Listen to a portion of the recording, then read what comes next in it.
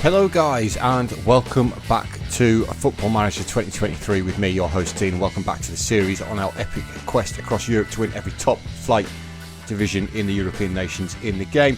We're back here in Scotland as the manager of Motherwell. We're still Motherwell, neither Rangers nor Celtic became available over the summer. We've made it to the start of our second season here in Scotland. Obviously, we've made some signings, we've done a lot of wheeling and dealing.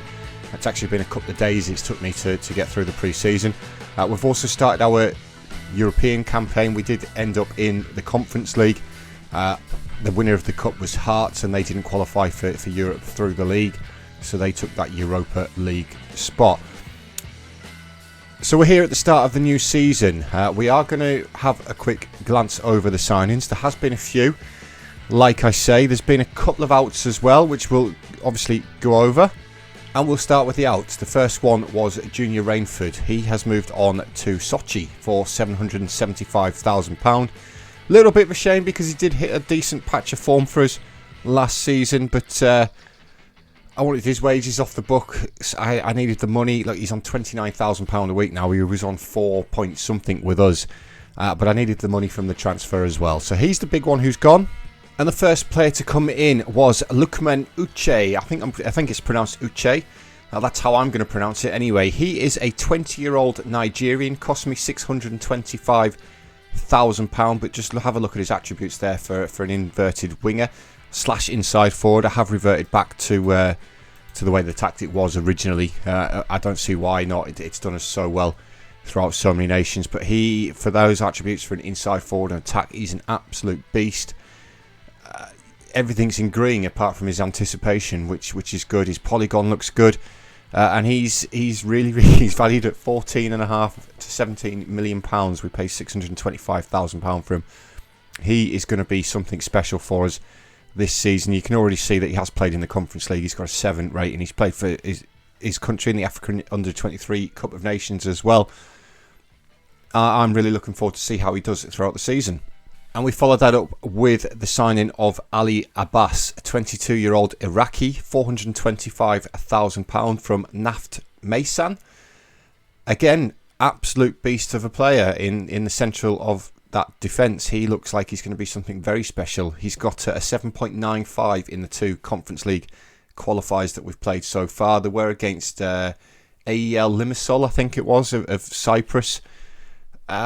Again, looks absolutely fantastic. His value's not that great. It's still quadruple what we paid for him, but again, he's got all the attributes there to be something special for us. At 22 years old as well, he still has a little bit of potential left to reach, so he could improve. And then the last one that we brought in at the end of last season, before the season ticked over to the current season, is Sunday Babatunde. He's coming for £475,000 from Kwara United, another young Nigerian, 23 years old. Again, brought in as a forward, and he looks like an absolute beast of a player in that forward role. He can play on the left as well, which is where he has played for some of the games for us in the Conference League, though so far 2 games, 2 goals, 1 assist, a 7.65. I know it's against Cypriot opposition, which is not really that much of a challenge. But again, his value's gone up. 23 years old, he's still got maybe a little bit of room to improve, but he's got all the attributes to be something special for us again. A little bit more stamina, but he's the new starting striker for the season, so hopefully he can bag us a load of goals. And then moving into this season, we have brought in Idrisu Ado, a 23-year-old Englishman. We got him on a free, formerly of Chelsea. He's on a little bit high wages, 5.75k, but he's valued between £6 and £7 million again. He's actually naturally a left back, but I like the look of him as a defensive midfielder.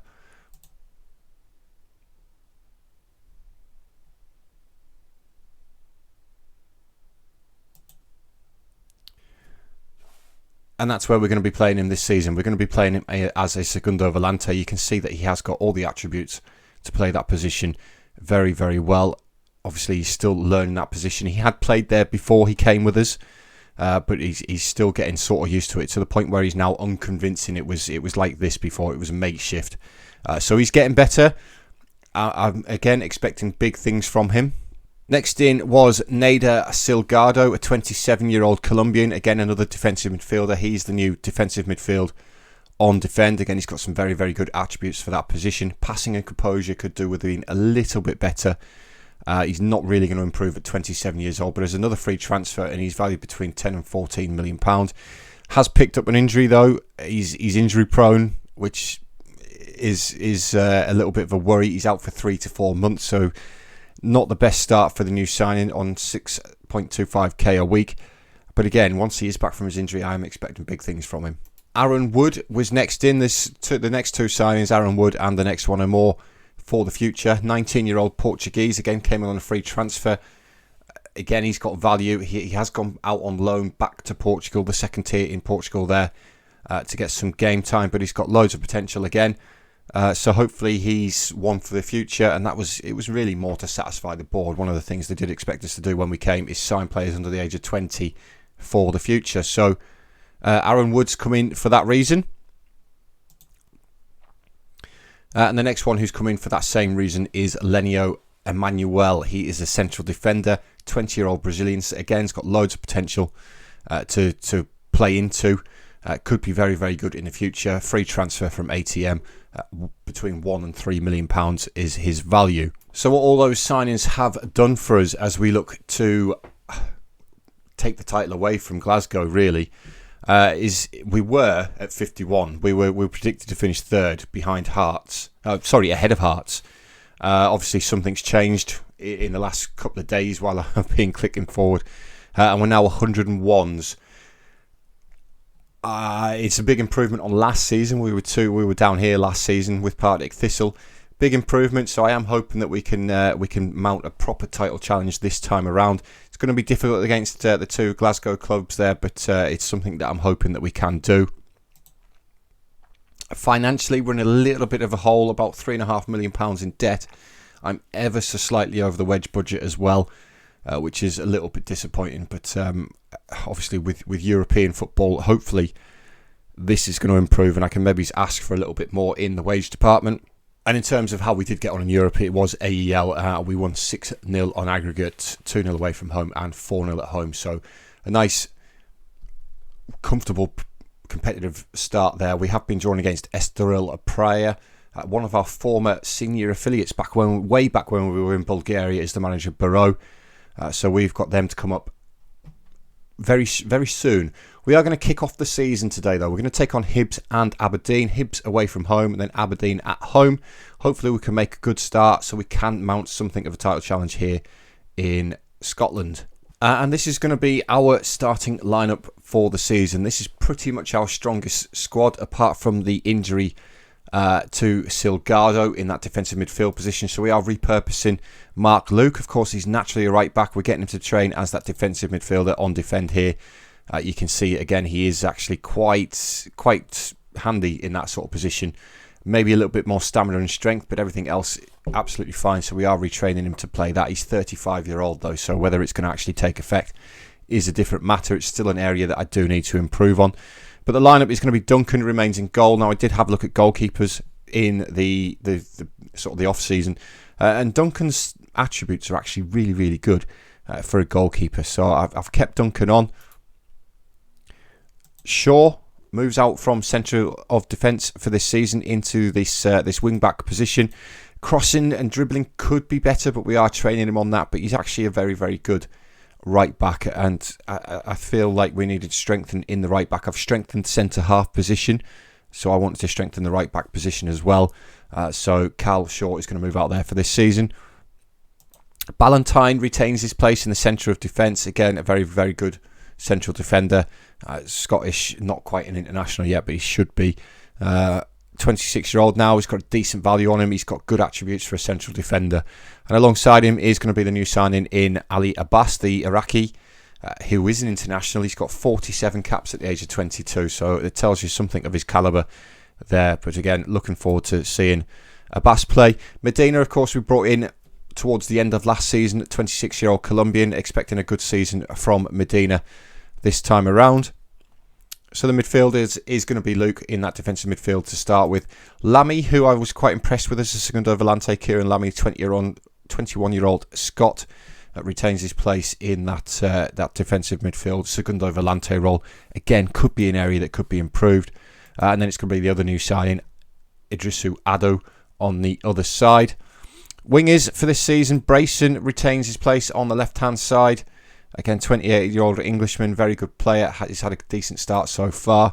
Uche comes in on the right-hand side. We've already had a look at Uche. And then it's going to be Babatunde as the starting striker for this season. And we do have Malin here waiting in the wings. Of course, last season's star player, really. 16-year-old, still improving. Look at his pre-season. 3 games, 8 goals. He's got 1 goal from the bench in the Conference League as well. So I am expecting huge things from Jose Manuel Malin, who's valued between £8 and £12.5 million already. Still bags of potential to grow into. So really expecting a lot from him. His last 10 games, he's got 12 goals, which is huge. So he's going to get some time this season as well. Obviously, Babatunde and Malin interchangeable, but 10 in 17 in the last season in the league for Malin. And obviously, we need to keep developing as well. So as we get our season underway, we do get a highlight almost instantly, and it is Motherwell with the ball from the kickoff. It's Ballantyne bringing the ball out, goes back to his new central defensive partner in Abbas, who looks to the left towards Brayson, who can't quite get there. McDonald brings it down. Johnson finds a Cusack into Ashby, back onto the right-hand side towards McDonald.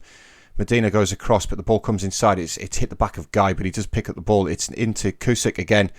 Ashby, we've nearly conceded within 36 seconds of the opening day there, which would not have been a good start to the season at all. And that was it for the first half, guys. That one highlight from the opening kickoff. We're on top. That was the only thing that Hibs had done the whole game. They've had 2 shots, 2 off target. We've had 6 in total with 2 on target. We've had clear-cut chance as well, which we didn't see a highlight for. We've had most of the ball, and it's been a very good start. Uche's rating's a little bit concerning, though. Everybody else is not doing too badly. Of course, if we do want to be challenging for that title this season, then we're going to have to be beating Hibs. We're going to have to be beating Rangers and Celtic, to be fair, but we're going to have to be able to beat every other team that's in the division, unfortunately. Uche's having a poor league debut, so we are going to make the change. We're going to bring Uche off. Now, I was expecting big things from Uche this season.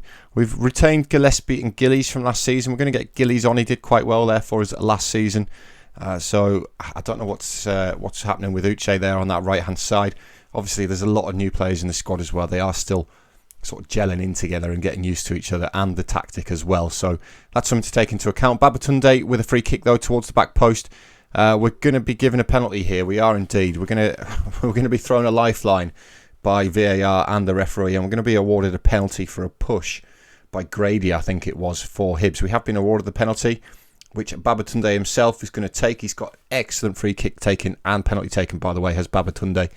So expecting a few goals from there, and Babatunde slots the penalty away, sends the goalkeeper the wrong way.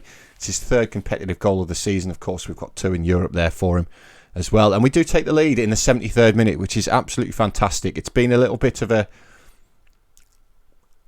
poor start to the season in terms of goal scoring, in terms of the actual play and stuff like that. We've done quite well. And as we approach the end of the game now, we are coming forward again. It's Brayson, the Englishman, on the right-hand side. Can he find a teammate in the middle? No, McDonald gets back to him and clears the ball. As far as Akusic, who's got Byers over on the left-hand side. Good switch of play. It's great block in there by Ballantyne, though. We're hanging on to this. We're not hanging on to this 1-0 lead, but anything can happen at 1-0. We are still dominating. Duncan finds Brayson with that long kick. Brayson skips past his man, driving towards the penalty area. Can he find a teammate? He goes for goal himself. It's a poor effort, though, from the Englishman there. But I think that'll probably just about do it for the opening day of the season, guys. A little bit of a letdown with just the 1-0, but as you can see here, we have dominated the game. The XG story as well. We've absolutely dominated the game, and a win's a win, I suppose. Ballantyne picking up the man of the match there. So after the opening day for us, guys, we do find ourselves in 4th place. Of course, there's only been 1 game played, but it's 3 points on the board straight away from home as well. So Aberdeen next. Now, last season, Aberdeen struggled. They stayed up courtesy of the relegation promotion playoff. So they're still in the division. Of course, the season before that, they did finish 3rd. So they are still a good team. They've got a point from the opening day. Hopefully we can beat them. I've got Estoril to play in between, though, guys. So we'll come back in a minute and we'll take on the 2nd game of the season. Right, guys, welcome back. We have taken on Estoril away from home in Portugal. We won 2-0. Babatunde and Malin with the goals. another good performance from Motherwell. So we come back today to take on Aberdeen in the league. Hopefully we can pick up our second win of the season. We've made one change today. We've brought Gickwell in for Addo. Of course, with the added number of games that we have got, we are going to have to rotate the squad just a little bit. We've got some tired legs already. So as we get the game underway, we're looking to make it 5 competitive wins in a row. We do have the first highlights. Medina looking down the line towards Brayson. Checks back, finds Gickwell, the stand-in for today. Comes back to Medina again, who started the move. He has the effort. He's rattled the crossbar. Has the Colombian left back. Great effort there from the full-back, effectively. So, good start to the game, though. Middleton, though, for Aberdeen. That's a poor pass cut up by Brayson. Finds Babatunde. His shot's deflected behind for a corner, which Uche is going to come across and take on this left-hand side. Can he pick out Ballantyne? That's his target. At that near post, it's towards Ballantyne. He gets his head on the ball and it's rippled the side netting as it's gone past the post. But a fantastic start so far for Motherwell. We're 15 minutes into the game and we've had 9 shots now already. Babatunde, deep free kick towards Ballantyne again. Can't get his head on there. Middleton does. Sturrock helps it further on, but Lammy's going to pick that one up and calmly plays it back to Shaw. To Lammy again. Needs somebody out there on the right hand side. Now comes back to Shaw instead. Ballantyne, Luke. Abbas, now Gickwell to Luke, Lammy, Luke again, nice passing move over the top towards Brayson, who has the effort. Ainsley Brayson with his second goal of the season in competitive football fires Motherwell into the lead in the 18th minute there with a lovely build up for the goal there. Nice crisp passing between the players. This is a great ball over the top by Luke, who, bear in mind, is a central defender who we're training to be a midfielder, and it's a great finish by Brayson as well on the volley. Aberdeen looking for a way back in though. Free kick by Chesser towards Diallo at the back post. Diallo got his head on it. Duncan was scrambling across his goal, but thankfully for us the header was harmlessly over. We do have Rangers losing as well, so both Rangers potentially dropping points so far this season. Celtic have already dropped 2 on the opening day of the season. That could be good for us, and that's the kind of thing that we're going to need if Motherwell are going to win the title this season. But that's a very, very good first half of football there for Motherwell. Brayson, Mark Luke, obviously the two involved with the goal, but we're playing some good football. And as we come out for the second half, we have another early highlight at the start of half of football, but it's for Aberdeen this time. It's McCourt in the centre of the pitch, looking to pick out Pickford. Pickford's going to get there, checks back, he's done his man, pulls it across for McShane, but it's a good save by Duncan. Good positioning from the veteran Scottish goalkeeper there. And we nearly conceded straight after the break there, which would have been a little bit disappointing. And we're into the final 10 minutes. Still nothing happening. We have brought Mallon on around about the hour mark for Babatunde. Obviously some game time. Babatunde was on a yellow card as well. Some nice fresh legs. But here's Shaw coming it down the right hand side. Feeds the ball towards Uche, who's not really sparkled again. But he does get the ball across towards Mallon. And from point blank range, the goalkeeper saves it. Luke picks up the second ball though, looking for Shaw. But it's a poor pass and it's cleared away.